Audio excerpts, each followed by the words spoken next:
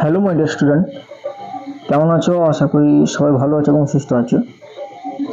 আজকে চলে এসেছি খুব গুরুত্বপূর্ণ জিনিস নিয়ে, যেটা আমরা আজকে আলোচনা করছি যে কয়েকটি বাংলা সাহিত্যের লেখক এবং কবিদের কয়েকটি ছদ্মনাম। এই ছদ্মনামগুলো সাধারণত খুব গুরুত্বপূর্ণ, কারণ বিভিন্ন পরীক্ষায় কিন্তু এগুলা এসে থাকে। এই জন্য আমরা এগুলা কিন্তু আজকে আলোচনা করব। বাঙালি কবি সাহিত্যিকদের বা বাংলা সাহিত্যের কবি সাহিত্যিকদের ছদ্মনাম।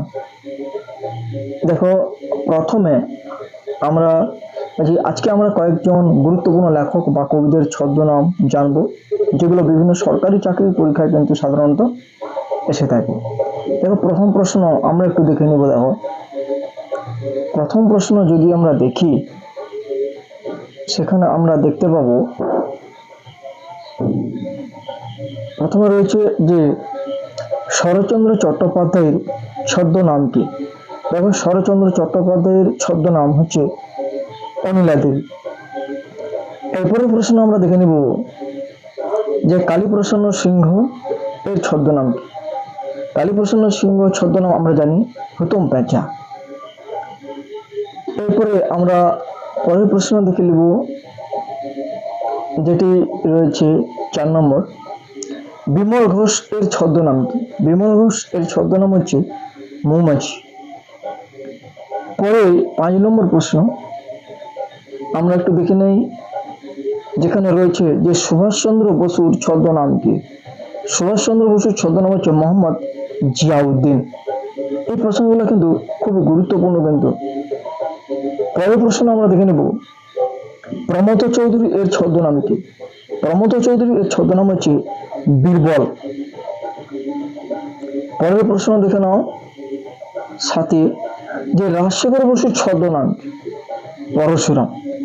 রাজশেখর বসুর ছদ্মনাম হচ্ছে পরশুরাম। এরপর দেখো, পরের প্রশ্ন, সমরেশ বসু এর ছদ্মনাম কি। সমরেশ বসু এর ছদ্মনাম হচ্ছে কালকুট। সমরেশ বসু এর ছদ্মনাম হলো কালকুট। মানে এই প্রশ্নগুলো কিন্তু খুব গুরুত্বপূর্ণ কিন্তু এসে থাকে। আমরা জানি এই প্রশ্নটা যে একটু এই সমরেশ বসুর ছদ্মনাম এই যে কালকুট, খুবই গুরুত্বপূর্ণ। এই প্রশ্নগুলো কিন্তু সাধারণত এসে থাকে। এরপরে আমরা যদি দেখি রবীন্দ্রনাথ ঠাকুরের ছদ্মনাম কি। রবীন্দ্রনাথ ঠাকুরের ছদ্মনাম সবাই জানো, এটা হচ্ছে ভানু সিংহ। এরপরে আমরা যদি দেখি পরের প্রশ্ন রয়েছে সুনীল গঙ্গোপাধ্যায়ের ছদ্মনাম কি। সুনীল গঙ্গোপাধ্যায়ের ছদ্মনাম হচ্ছে নীল লোহিত। সুনীল গঙ্গোপাধ্যায়ের যে ছদ্মনাম এটা হচ্ছে নীল লোহিত। ঠিক আছে। এরপরে দেখো, রয়েছে মধুসূদন দত্তের ছদ্মনাম কি। এই প্রশ্নটা পুরো একবারে ভেরি ইম্পর্টেন্ট। এটা এসে থাকে বিভিন্ন কম্পিটিটিভ এক্সামে। তিমথি পেন পোয়েম। ঠিক আছে, তিমথি পেন পোয়েম এই ছদ্মনাম কার নাম? মধুসূদন দত্ত। মধুসূদন দত্তের ছদ্মনাম হচ্ছে তিমথি পেন পোয়েম। এরপরে দেখো, আর কিন্তু নাই, আমি এই 11টি প্রশ্ন করেছিলাম। 11টা মানে 10টি প্রশ্ন।